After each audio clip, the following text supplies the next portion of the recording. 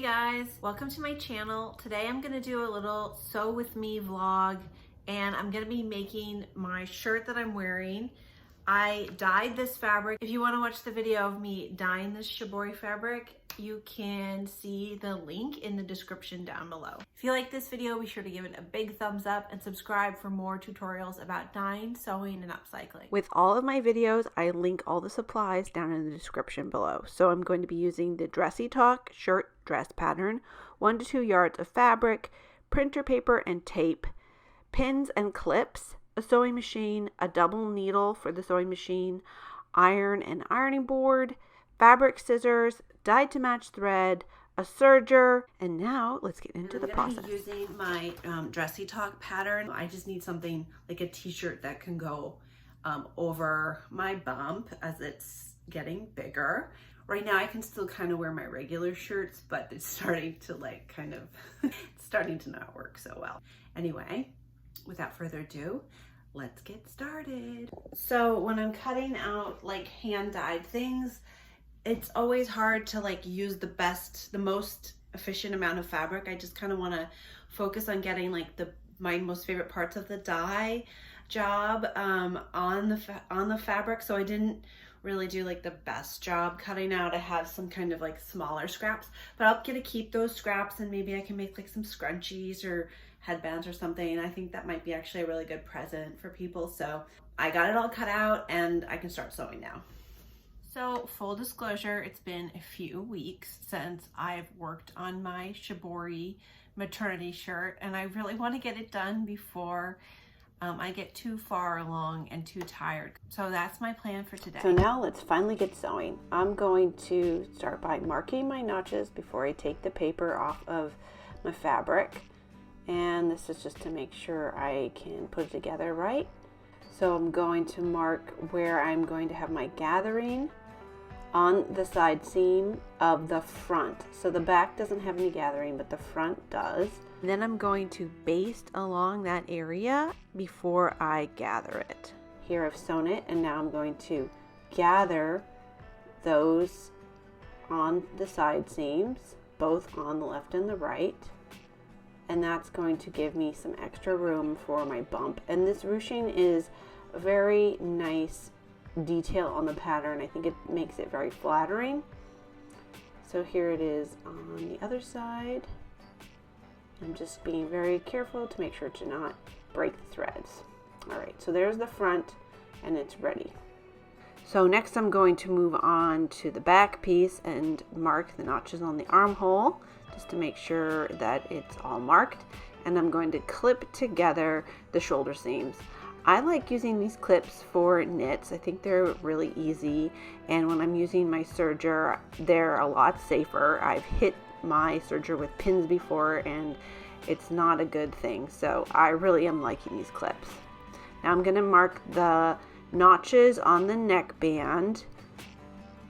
And then I'm going to pin the neckband at the edges and serge it up.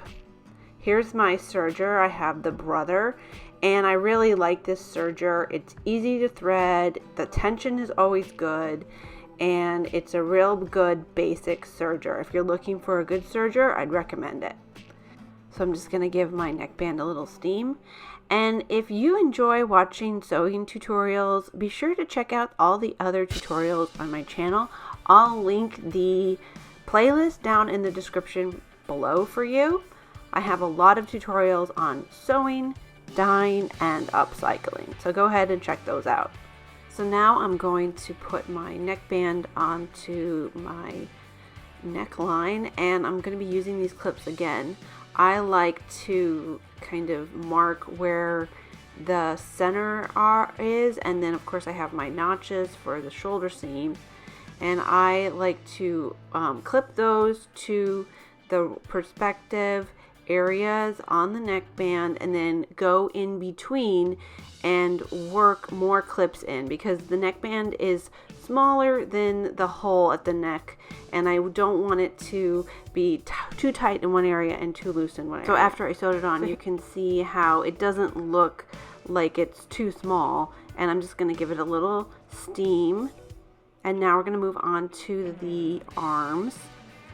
and I'm just going to make sure that all my notches are matched up. And I've serged the edges of the sleeves, and I'm going to hem them with my double needle. That's optional. And then after I do that, I'm going to put the sleeves onto the armhole before I sew up the armhole. And this is just a lot easier to do it this way.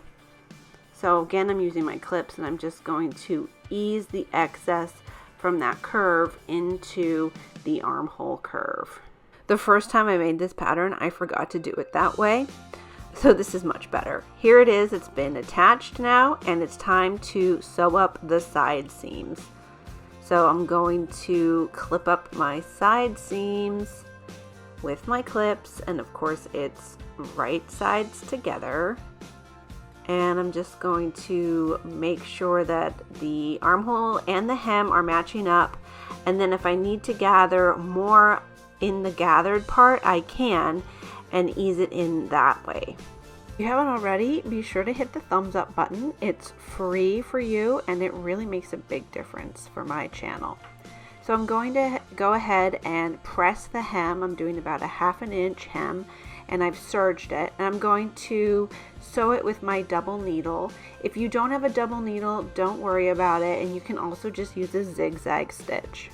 Okay, there it is. It's on the form, which is a little bit smaller than me at the moment, but I think it turned out really nice. This is the second one of these that I've made, so I kind of had a little bit better idea how to put it together. I feel like every time I do that, it helps. Here's the gathering, but this is a great little pattern, and I really love it. This fabric turned out so nice too. Here I'll show you the shirt on, and I've styled it with my denim shorts and just some Birkenstocks for a really casual summer look. This is a great little pattern. I have a lot of room to grow, and if you're interested, be sure to check out my other sewing tutorials. I'm doing a whole series on maternity sewing on my channel, so I will link the playlist down below. Be sure to go and follow me at Onyx Art Studios on all my social medias, and you can check out my website for all my online dyeing classes.